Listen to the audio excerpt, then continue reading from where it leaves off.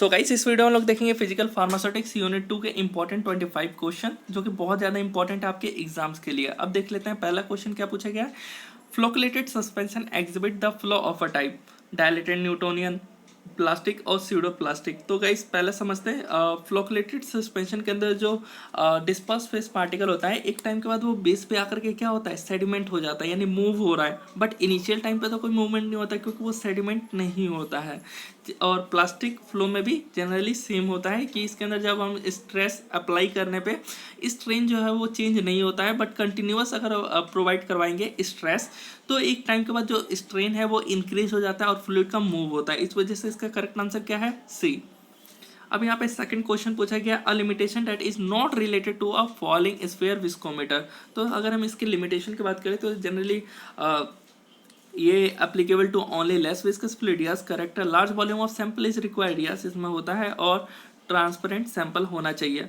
Plug flow ये नहीं होगा बिकॉज प्लग फ्लो इसका कोई फ्लूइड से मूवमेंट से लेना देना नहीं है, इस वजह से जो करेक्ट ऑप्शन है वो डी है।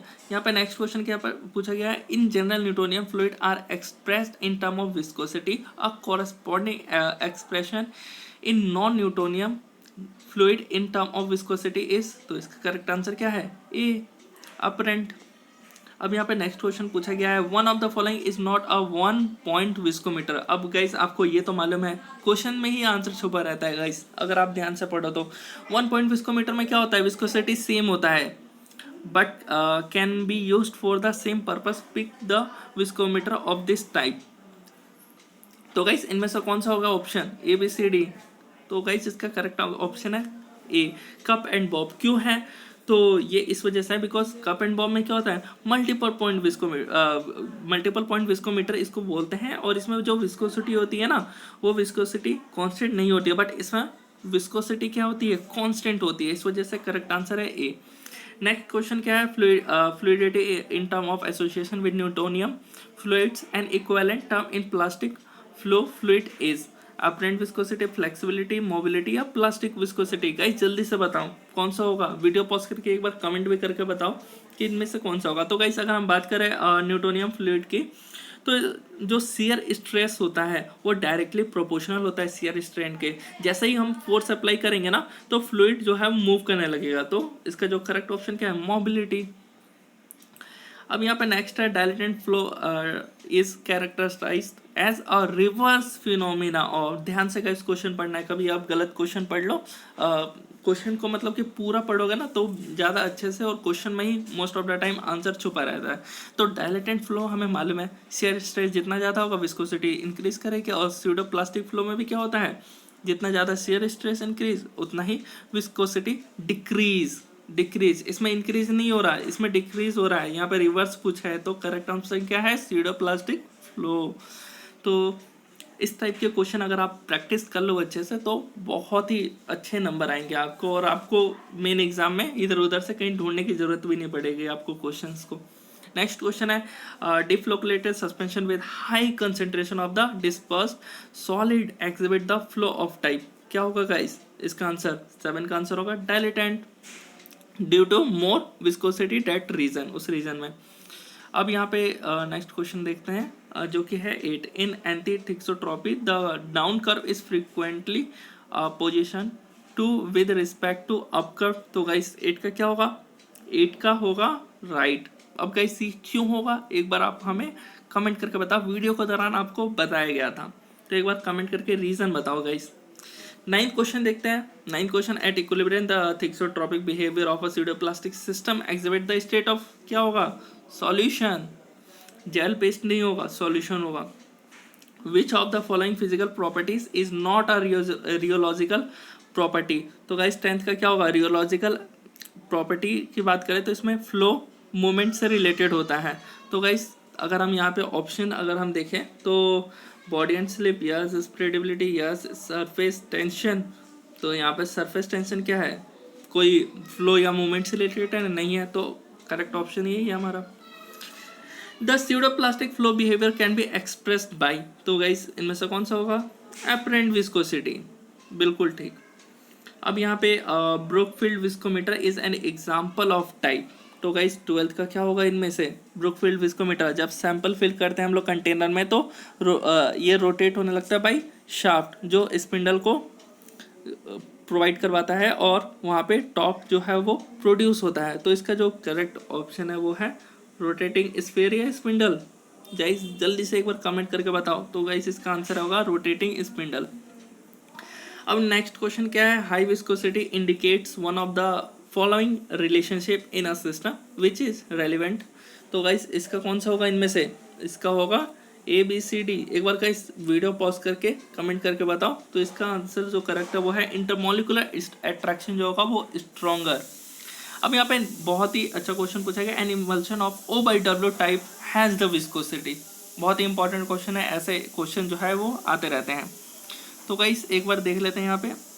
सो गाइस नॉइस के लिए सॉरी, ज़्यादा नॉइज हो रहा था। तो गाइस अब यहाँ पे गाइस क्वेश्चन को समझते हैं हम लोग। एक इमल्शन है O/W, मतलब कि ऑयल को हमने डाल रखा है किसके अंदर? वाटर के अंदर, और हमें उसका विस्कोसिटी बताना है। तो इंटरनल फेज कौन सा हुआ? तो इंटरनल फेज जो है वो हमारा ऑयल है, और एक्सटर्नल फेज कौन सा है? तो वाटर हो गया। तो गाइस हमें मालूम है ऑयल की जो डेंसिटी है वो लेस होती है वाटर से, तभी तो उसके ऊपर फ्लो होता है। तो जो इंटरनल की अगर हम बात करें तो उसकी कम होगी विस्कोसिटी, और एक्सटर्नल की ज़्यादा, जिसकी वजह से greater than of the internal phase. तो गाइस यहाँ पे ए होगा। अब यहाँ पे नेक्स्ट क्वेश्चन है, creep testing is applied to analyse the वाई visco elastic property of ointment. Simple सा है। अब यहाँ पे नेक्स्ट क्वेश्चन देखते हैं, the system that undergoes gel to solution transformation is known as. कौन सा होगा guys? Elastic, permanent deformation, shear thickening या शेयर थिनिंग। तो गाइस यहाँ पे क्या हो रहा है, ध्यान से पढ़ना। जेल से सॉल्यूशन में, तो जेल की जो विस्कोसिटी होती है वो ज़्यादा होती है और सॉल्यूशन की विस्कोसिटी कम होती है। तो जेल टू सॉल्व हो रहा है तो कम हो रहा है ना, ज़्यादा तो नहीं हो रहा। तो कम हो रहा है तो इसका क्या होगा ऑप्शन? Share thinning. ठीक तो नहीं हो रहा, थिन ही हो रहा है।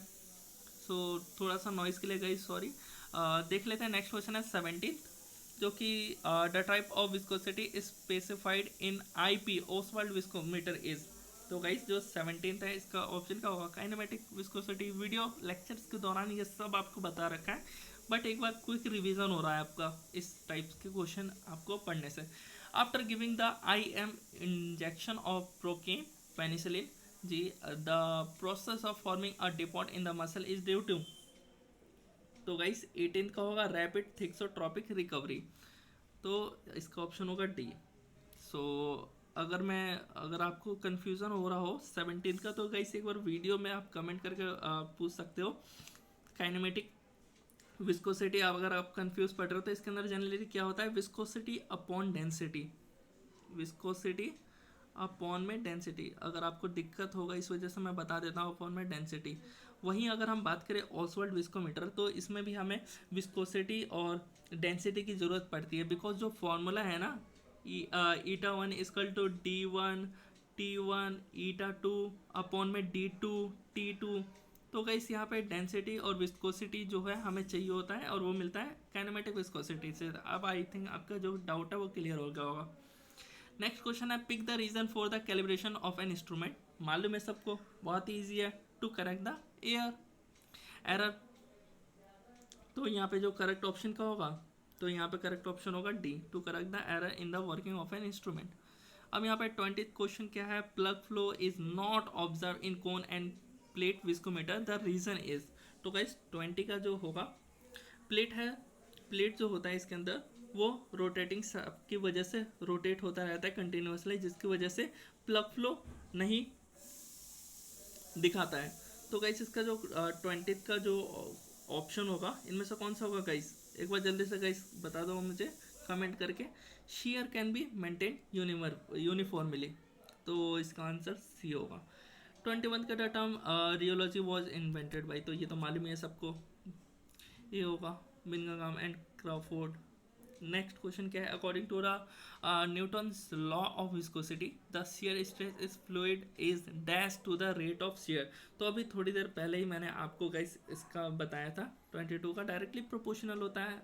तो गाइस देख रहे हो उस क्वेश्चन की मदद से ये वाला भी क्वेश्चन आपका सॉल्व हो जाता। तो गाइस एक बार जो क्वेश्चन और जो आंसर है उसको एक साथ मैच करके समझा करो कि इसका ये होगा, तो अगली बार जो क्वेश्चन होगा वो जो क्वेश्चन है ना उसको ऑप्शन में डाल देंगे और ऑप्शन को ही क्वेश्चन में डाल देंगे, इस टाइप से। The unit of viscosity is, हाँ न्यूटन सेक m2, ये तो मालूम है होगा guys. Fluidity is reciprocal of viscosity, ये सब तो बताने की जरूरत नहीं है। लास्ट क्वेश्चन है kinematic viscosity is the ratio of dynamic viscosity to the, कौन सा होगा, डेंसिटी ऑफ द फ्लूइड।